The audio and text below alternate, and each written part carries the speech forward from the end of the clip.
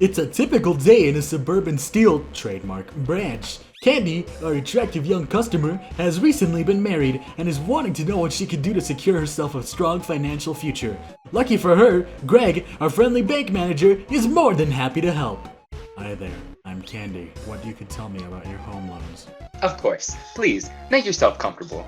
Not on this side, where sits my high-backed, comfortable chair with the built-in massager and the leather finish. Over there, on that nice, colorful plastic chair, with the refreshingly cold metal armrest and the extra support for your spine that you can be assured would not cause half your body to become painfully paralyzed. My name is Greg. Would you like a cup of coffee or tea while we discuss this? No, thank you. I was really after some information today. Fantastic! I would love to give you all the information you need, and then about 10 times more.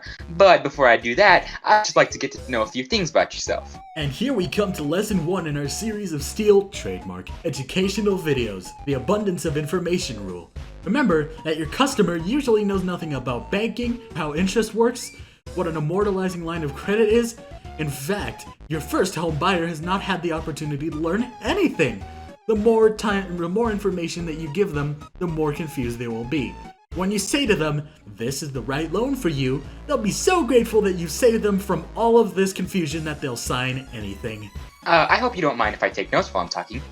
So, first, Candy, can I have your full name, please? Candy, and my married name is Bolt. Oh, really? How long have you been married? I got married back only 3 months ago. Congratulations! Where's your husband? He's at work at the moment. He's a mechanic. Oh, really? And how long have you been doing that? It's his 3rd year. And are you working at the moment? No, we decided that it was better for me to finish uni before I tried to find a job. Okay. Do you have anything saved towards buying a home at the moment? Now, it is very important to note what exactly Greg has done here. Firstly, he's put Candy at ease by asking her some very basic getting-to-know-you questions. These questions give Greg information upon which he can make some assumptions about Candy's lifestyle without being too intrusive. This means when he finally does ask about money here, it feels like a natural conversation, and Candy will be happy to answer honestly. This is the Steel trademark. Lesson 2. Get them to drop their guard. Okay, thanks for all the information there, Candy. I think I have enough to go on now. I'm sorry to say that your loan application has been declined. But what? How? Well, you see, Candy, here we work on a simple system called the risk point system, and it works on what we call the 5 C's. Have you ever heard of these before? No. What are they? These are the factors that we take into consideration whenever we look for any loan application. The first of these is capacity, where we work out whether you are capable of meeting the repayments. Now, you told me that your husband has been studying as a mechanic for just 3 years. That means that he is an apprentice, and as such will be being paid next to nothing.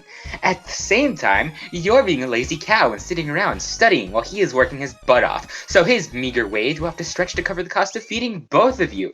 And I do mean stretch, because look at your waistline. But Second C is capital, where we look at how much you are putting toward the purchase of your home out of your own money. Now, we already know that your husband is earning next to nothing, and you're sitting there studying and eating chocolate and getting fat, and you probably haven't even finished paying for the wedding that you had a few months ago, so your savings wouldn't even be enough to buy me lunch today. Hang on, The third C is collateral, where we determine how much of what you are borrowing is secured by the asset you are buying. In this case, you have no money to put down yourself, and despite what the real estate agents are telling you, your house is likely to have its value over the next few years. There's a global financial crisis trademark on, you know. But back is really... Oh, do be quiet.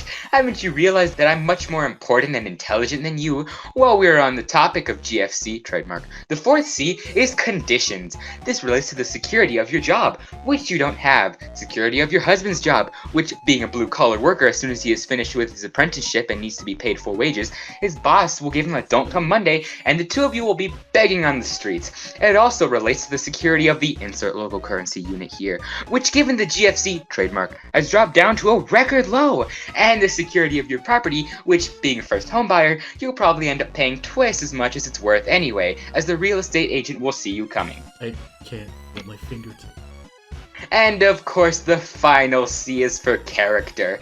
Now, you're sitting in front of me, only a short step away from living on the street. Your new marriage won't be able to take the strain of your husband losing his job, and you won't be able to afford the chocolate that has made you as fat as you are. So in your despair, you'll take to drugs. So you're sitting in front of me, a potential homeless divorcee junkie, and you want me to give you a home loan? Like, that's killing me. And look, there you are, already on the road to ruin. Now, if you'll forgive me, I'm just going to call security to have you removed from the premises so I can stop wasting time with you and get someone in here who actually has money. And there, Greg has demonstrated Steal trademark rule number 3, which is possibly the most important rule: always follow the money.